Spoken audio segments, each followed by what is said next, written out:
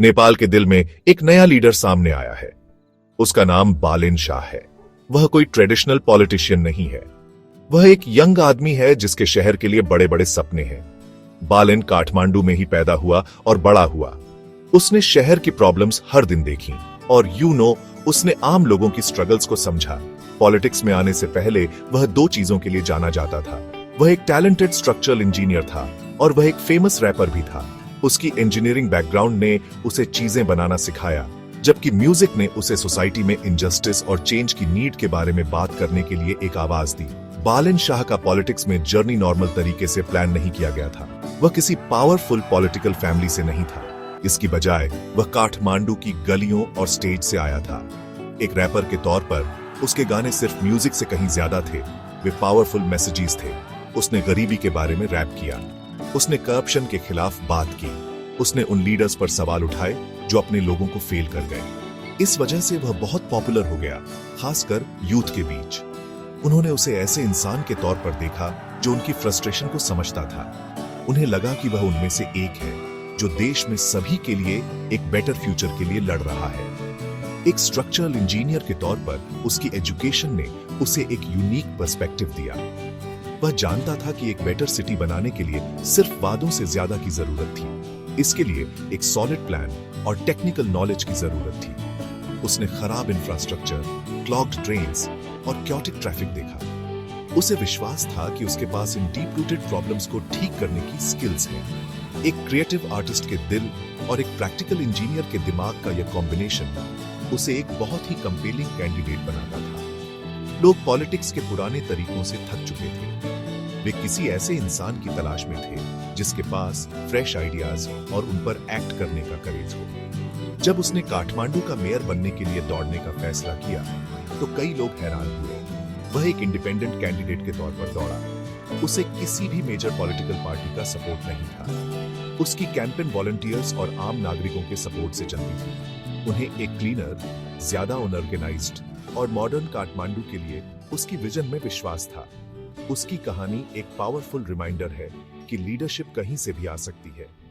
यह दिखाता है कि पैशन, स्किल और लोगों से एक डीप कनेक्शन के साथ कोई भी ऊपर उठ सकता है और अपनी कम्युनिटी और अपने नेशन में एक रियल डिफरेंस ला सकता है। बालेन शाह इसलिए पॉपुलर हुए क्योंकि उन्होंने लोगों की सुनी। उन्होंने ऊंची स्टेज से बड़े बड़े भाषण नहीं दिए, बल्कि वह कम्युनिटीज में गए। वह काठमांडू की गलियों में चले। उन्होंने दुकानदारों, स्टूडेंट्स और वर्कर्स से बात की। उन्होंने उनकी प्रॉब्लम्स सीधे सुनी। यह दूसरे पॉलिटिशियंस से बहुत अलग था। लोगों को लगा कि वह सच में उनकी जिंदगी में इंटरेस्टेड है। उन्होंने हजारों सिटीजन्स से कनेक्ट करने के लिए सोशल मीडिया का इस्तेमाल किया। उन्होंने अपने प्लान्स शेयर किए और उनकी ओपिनियंस पूछी। इस डायरेक्ट कम्युनिकेशन ने उनके और जिन लोगों की वह सेवा करना चाहते थे, उनके बीच विश्वास का एक स्ट्रॉन्ग बॉन्ड बनाया। उनकी कैंपेन नेपाल में एक नए तरह की पॉलिटिक्स के लिए उम्मीद का प्रतीक थी। उन्होंने पावर के पुराने नेटवर्क्स पर भरोसा नहीं किया, बल्कि उन्होंने आम नागरिकों का एक मूवमेंट बनाया जो बदलाव चाहते थे। उनके सपोर्टर्स यंग लोग थे जिन्होंने सिस्टम में विश्वास खो दिया था।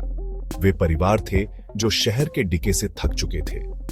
बालेन ने उन्हें फिर से विश्वास करने का एक कारण दिया। उन्होंने खुद को एक कॉम्पिटेंट प्रोफेशनल के तौर पर प्रेजेंट किया, न कि सिर्फ एक पॉलिटिशियन के तौर पर। उन्होंने नेपाली झंडे को अपने सिंबल के तौर पर इस्तेमाल किया, यह दिखाते हुए कि उनकी लॉयल्टी नेशन के प्रति थी, न कि किसी पॉलिटिकल पार्टी के प्रति। यूनिटी और कॉम्पिटेंस का यह मैसेज वोटर्स के साथ गहराई से गूंजा। उनकी लीडरशिप स्टाइल डायरेक्ट और काम करवाने पर फोकस्ड है। वह हैंड्स ऑन होने के लिए जाने जाते हैं। वह अक्सर खुद प्रोजेक्ट साइट्स पर जाते हैं ताकि प्रोग्रेस देख सके। वह मुश्किल डिसीजंस लेने से डरते नहीं हैं, भले ही वे कुछ लोगों के साथ अनपॉपुलर हो। उनका मानना है कि लंबे समय से चली आ रही प्रॉब्लम्स को ठीक करने के लिए कभी कभी आपको बोल्ड स्टेप्स लेने पड़ते हैं। इस अप्रोच ने कभी कभी कंट्रोवर्सी को जन्म दिया है, जैसे कि जब उन्होंने पब्लिक लैंड क्लियर करने के लिए अवैध स्ट्रक्चर्स को गिराने का आदेश दिया था। लेकिन काठमांडू के कई निवासियों के लिए ये एक्शन एक ऐसे लीडर को दिखाते हैं जो शहर में ऑर्डर और डिसिप्लिन वापस लाने के बारे में सीरियस है। काठमांडू के लोगों ने बालेन में अपनी खुद की एस्पिरेशंस का एक रिफ्लेक्शन देखा। उन्होंने एक यंग आदमी को देखा जो स्टेटस स्टेटस को चैलेंज करने से डरता नहीं था। वह उनकी आवाज था जो पावर से सच बोल रहा था।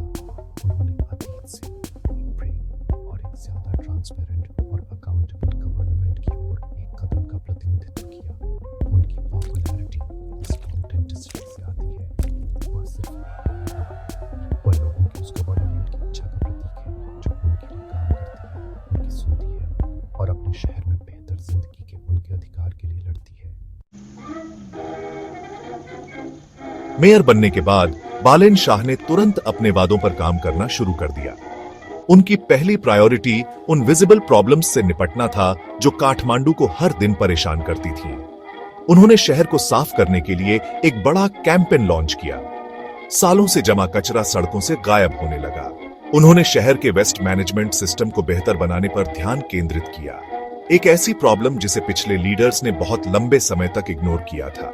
उनका लक्ष्य सिर्फ एक टेम्परेरी फिक्स नहीं था, बल्कि काठमांडू को अपने सभी निवासियों के लिए रहने के लिए एक क्लीनर और हेल्दियर जगह बनाने के लिए एक लॉन्ग टर्म सॉल्यूशन था।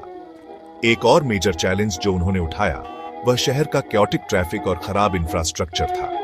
एक इंजीनियर के तौर पर वह अच्छी तरह से प्लान किए गए पब्लिक वर्क्स के इंपॉर्टेंस को समझते थे। उन्होंने मानसून के मौसम में बाढ़ को रोकने के लिए शहर के ड्रेनेज सिस्टम को बेहतर बनाने के लिए प्रोजेक्ट्स शुरू किए।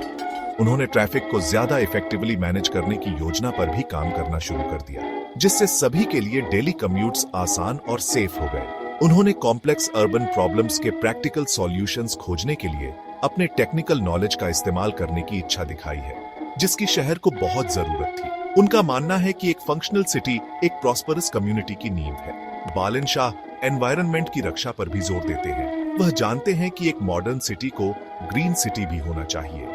उन्होंने सस्टेनेबल डेवलपमेंट और काठमांडू की नेचुरल हेरिटेज को प्रिजर्व करने के इंपॉर्टेंस के बारे में बात की है। उनके एडमिनिस्ट्रेशन ने ग्रीन स्पेसेस बढ़ाने, पॉल्यूशन मैनेज करने और शहर की नदियों की रक्षा के तरीकों पर गौर करना शुरू कर दिया है। एनवायरनमेंट पर यह फोकस उनकी फॉरवर्ड थिंकिंग विजन को दर्शाता है। वह सिर्फ आज के काठमांडू के बारे में नहीं सोच रहे हैं, बल्कि उस तरह के शहर के बारे में भी सोच रहे हैं जिसे वह नेपालियों की फ्यूचर जनरेशंस के लिए छोड़ना चाहते हैं। गवर्नेंस के लिए उनकी अप्रोच बहुत अलग है। वह पब्लिक के साथ लगातार कम्युनिकेशन में विश्वास करते हैं। वह अपने प्लेटफॉर्म का इस्तेमाल नागरिकों को किए जा रहे काम और सामने आ रही चुनौतियों के बारे में इन्फॉर्म करने के लिए करते हैं। जबकि उनके कार्यकाल में कुछ एडमिनिस्ट्रेटिव हर्डल्स और कंट्रोवर्सीज देखी गई है, उनके कोर मिशन के प्रति उनकी कमिटमेंट क्लियर है। वह सिस्टम को भीतर से सुधारने की कोशिश कर रहे हैं, एफिशिएंसी और अकाउंटेबिलिटी के लिए जोर दे रहे हैं। उनके एक्शन सड़कों की सफाई से लेकर सस्टेनेबल फ्यूचर के लिए प्लानिंग तक सभी उनके सिंगल माइंडेड मिशन का हिस्सा है, काठमांडू को फिर से बनाना और उसकी महिमा को बहाल करना।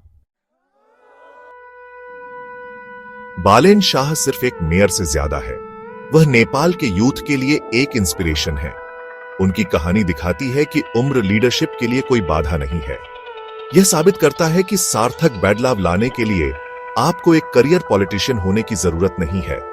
उन्होंने यंग लोगों को दिखाया है कि अगर उनके पास पैशन, स्किल्स और सेवा करने की सच्ची इच्छा है तो वे भी बड़ी जिम्मेदारियां उठा सकते हैं। एक रैपर और इंजीनियर से राजधानी शहर का नेतृत्व करने तक की उनकी यात्रा एक नई पीढ़ी को पब्लिक सर्विस में शामिल होने और अपने देश के फ्यूचर को आकार देने की अपनी शक्ति में विश्वास करने के लिए प्रोत्साहित करती है। वह सोचने के एक नए तरीके का प्रतिनिधित्व करते हैं। वह डिजिटल युग के लीडर हैं, लोगों से जुड़ने और प्रॉब्लम्स को सॉल्व करने के लिए टेक्नोलॉजी का इस्तेमाल करते हैं। एक इंडिपेंडेंट कैंडिडेट के तौर पर उनकी सफलता ने ट्रेडिशनल पॉलिटिकल पार्टीज के डोमिनेंस को चैलेंज किया है। इसने अन्य यंग इंडिपेंडेंट माइंड्स को पॉलिटिकल अरीना में एंट्री करने का रास्ता खोल दिया है। उन्होंने दिखाया है कि पॉलिटिक्स आइडियाज और कॉम्पिटेंस के बारे में हो सकती है, न कि सिर्फ पावर और कनेक्शंस के बारे में। यह फ्रेश पर्सपेक्टिव नेपाल के पॉलिटिकल लैंडस्केप में नई एनर्जी डाल रहा है, जो लंबे समय से स्थिर और बदलाव के प्रति प्रतिरोधी रहा है। उनकी यात्रा दृढ़ संकल्प का एक पावरफुल लेसन है। उन्हें कई बाधाओं का सामना करना पड़ा, लेकिन उन्होंने कभी अपनी विजन को नहीं छोड़ा। उन्होंने अवेयरनेस बढ़ाने के लिए अपनी आर्ट का इस्तेमाल किया और सॉल्यूशंस बनाने के लिए अपनी प्रोफेशनल स्किल्स का इस्तेमाल किया। क्रिएटिविटी और प्रैक्टिकलिटी का यह कॉम्बिनेशन हर जगह यंग लोगों के लिए एक मॉडल है। वह उन्हें सोसाइटी में योगदान करने के लिए अपनी यूनिक टैलेंट्स का इस्तेमाल करना सिखाते हैं। वह एक जीवित उदाहरण है कि एक व्यक्ति का साहस और दृढ़ विश्वास एक आंदोलन को प्रज्वलित कर सकता है और पूरे शहर को एक बेहतर कल की उम्मीद करने के लिए इंस्पायर कर सकता है। उनकी लीडरशिप एक बीकन है जो दूसरों को फॉलो करने का रास्ता दिखाती है। अंत में बालन शाह की कहानी नेपाल के लिए उम्मीद और ट्रांसफॉर्मेशन की कहानी है। उन्होंने देश की पॉलिटिक्स में एक नई संभावना लाई। काठमांडू में उनका काम इस बात का प्रमाण है कि एक स्पष्ट विजन और एक मजबूत इच्छा से क्या हासिल किया जा सकता है। जबकि आगे का रास्ता चुनौतियों से भरा है, उनकी यात्रा में प्रकृति एक स्थायी प्रभाव छोड़ा है। उन्होंने एक पीढ़ी की एस्पिरेशंस को जगाया है और दिखाया है कि काठमांडू और नेपाल के लिए एक उज्जवल भविष्य संभव है। वह सिर्फ सड़कें नहीं बना रहे हैं और सड़कों की सफाई नहीं कर